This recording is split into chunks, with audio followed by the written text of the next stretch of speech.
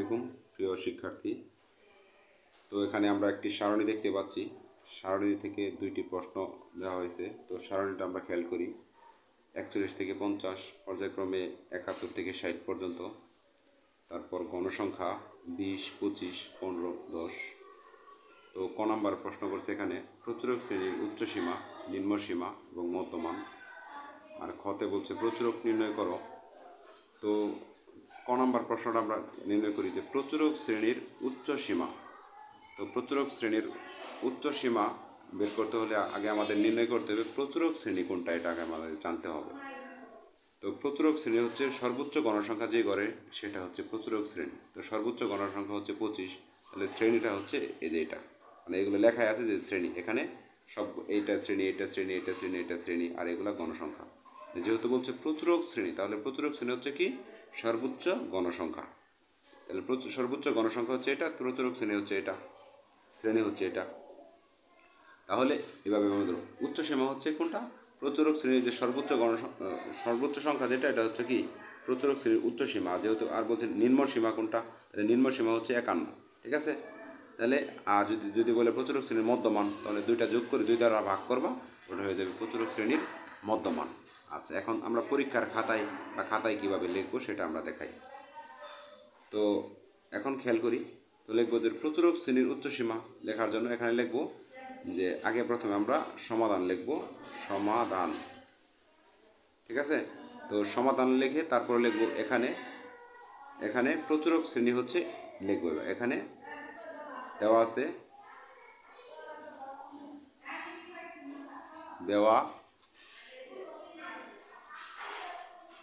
আছে প্রচুরক শ্রেণী। প্রচুরক শ্রেণী কত, এই যে 51 থেকে 60, 51 থেকে 60। আচ্ছা, এখন কি বলছে প্রচুরক শ্রেণীর উচ্চসীমা, তাহলে উচ্চসীমা কোনটা, মানে সর্বোচ্চ সংখ্যা হচ্ছে উচ্চসীমা। যদি বলে নিম্নসীমা কোনটা, তাহলে নিম্নসীমা হচ্ছে এটা। তাহলে এইটুকু লিখি। সুতরাং এখন লিখব প্রচুরক শ্রেণীর, প্রচুরক একটু সাজিয়ে লিখব, প্রচুরক শ্রেণীর উচ্চসীমা। প্রচুরক শ্রেণীর উচ্চসীমা কোনটা, সর্বোচ্চ সংখ্যা, প্রচুরক শ্রেণীর এই উচ্চসীমা, এটা হচ্ছে অ্যান্সার। আর এটা বলছে নিম্নসীমা কোনটা, তাহলে সুতরাং প্রচুরক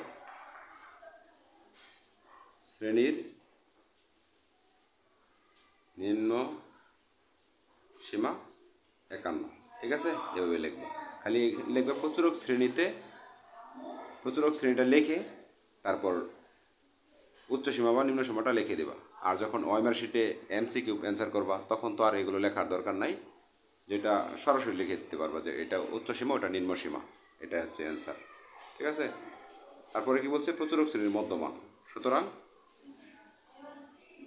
প্রচুরক শ্রেণীর মধ্যমান সমান সমান ওই প্রচুরক শ্রেণীর দুইটা সংখ্যার কি করবা, যোগ করবা, যোগ করে 2 দ্বারা ভাগ করবা।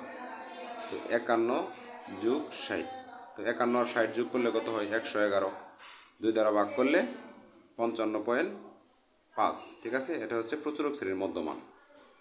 তো আশা করি বুঝতে পারছো। আর এখনও যারা চ্যানেলটি সাবস্ক্রাইব করো নাই, এভাবে প্রত্যেকটি অধ্যায়ের পরিসংখ্যান সহ সমাধান পেতে চ্যানেলটি সাবস্ক্রাইব করে রাখো। তো ধন্যবাদ। এখন পরবর্তী কি বলছে, প্রচুরক নির্ণয় করো। এখন আমরা প্রচুরক নির্ণয় করব, খ নম্বর প্রশ্ন, ঠিক আছে।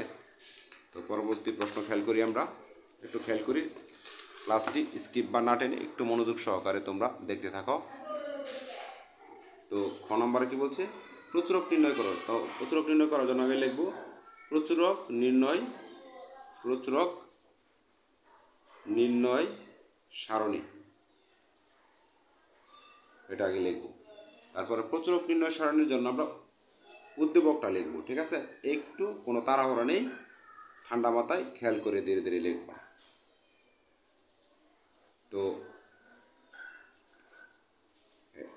এগুলো হচ্ছে কলাম, এগুলো হচ্ছে কি সারণী। এগুলো হচ্ছে সারণী। শ্রেণী, আশা করি তোমরা বুঝতে পারছো। এই করে লিখি আমরা শ্রেণী, এগুলো কি গণসংখ্যা। আশা করি তোমরা বুঝতে পারতেছো।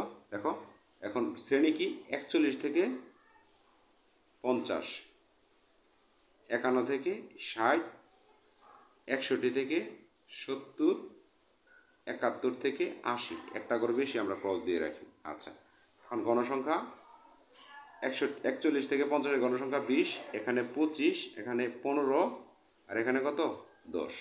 আচ্ছা, এটা অতিরিক্ত কর, এটা ক্রস দিয়ে রাখি, সমস্যা নাই, কাটাছিড়া করার কোনো প্রয়োজন নেই।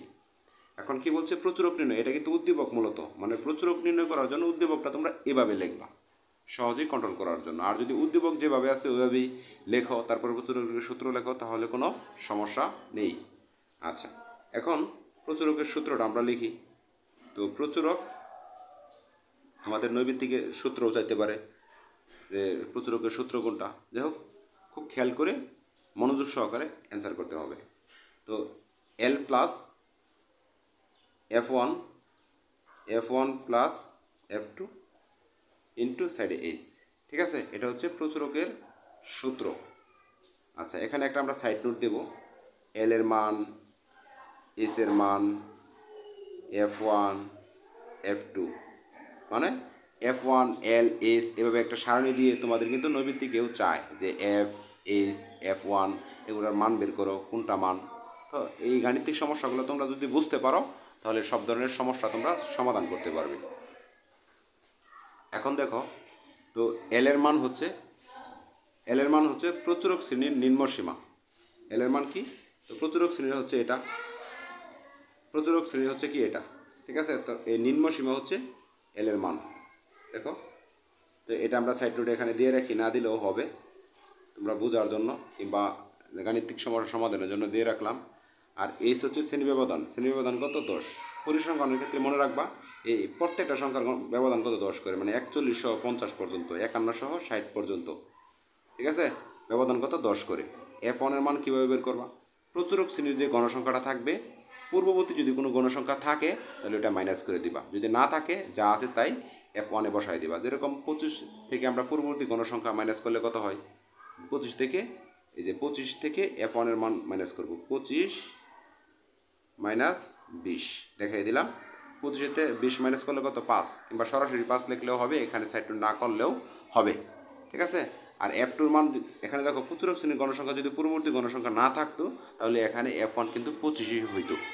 ঠিক অনুরূপভাবে F2 এর মান বের করবো এই প্রচুরক শ্রেণীর গণসংখ্যা থেকে পরবর্তী গণসংখ্যা, মানে পরের গণসংখ্যা বাদ দিব, তাহলে প্রচুরক শ্রেণীর গণসংখ্যা হচ্ছে 25 আর পরবর্তী গণসংখ্যা হচ্ছে কি 15।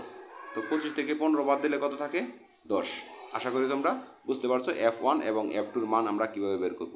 F2 এর মানের ক্ষেত্রেও যদি পরবর্তী গণসংখ্যা না থাকে তাহলে F2 এর মান এই 25ই হবে, ঠিক আছে। কিংবা অন্য যে সংখ্যা থাকবে প্রচুরক শ্রেণীতে, প্রচুরক শ্রেণীর গণসংখ্যা, ওইটা এইভাবে ক্যালকুলেশন করে তোমরা নিয়ে নিবা। এখন আমরা সহজে মানগুলো বসিয়ে দিই। L1 এর মান হচ্ছে কি 51, আর এখানে এইচ এর মান হচ্ছে কত, শ্রেণী ব্যবধান 10, ঠিক আছে। তারপর F1 এর মান হচ্ছে 5, আবার F1 এর মান এই যে এখানে F1 5 যোগ F2 এর মান হচ্ছে কত 10। এই যে 51, এটা আমরা 51 এখানে লিখলাম। তারপর এই যে এখানে এই 5-এর সাথে 10 গুণ আকারে উপরটা উপরে আমরা গুণ করে ফেলি, 5 10 কত 50, আর নিচেরটা নিচে যোগ করি, 10 আর 5 কত 15, ঠিক আছে 51। এখন এই 50 ভাগ 15, 50 সাথে আমরা 15 ভাগ করব ক্যালকুলেটরের সাহায্যে, ঠিক আছে।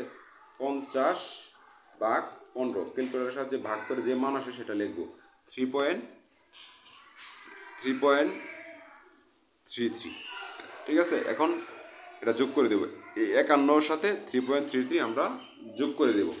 তো যোগ করার আগে এখনও বলছি, যারা চ্যানেলটি সাবস্ক্রাইব করা নেই, তো এভাবে খুব সহজেই পরিসংখ্যান সহ প্রত্যেকটি অধ্যায়ের গাণিতিক সমস্যা সমাধান তোমরা পাবে, এবং কমেন্ট বক্সে তোমাদের মতামত জানাবে, তোমরা কোন গাণিতিক সমস্যা, কোন অধ্যায়ের সমস্যা আমাকে জানাবে, আমি তোমাদের বুঝিয়ে দেবো ইনশাআল্লাহ। তো এখন আমরা লিখি 51 থেকে 51.51 সাথে এই 3.3 যোগ করি 54 পয়েন্ট কত 33। ঠিক আছে, আশা করি তোমরা বুঝতে পারছো। তো দীর্ঘ সময় এখানে ব্যয় করার জন্য তোমাদেরকে ধন্যবাদ। আসসালামু আলাইকুম।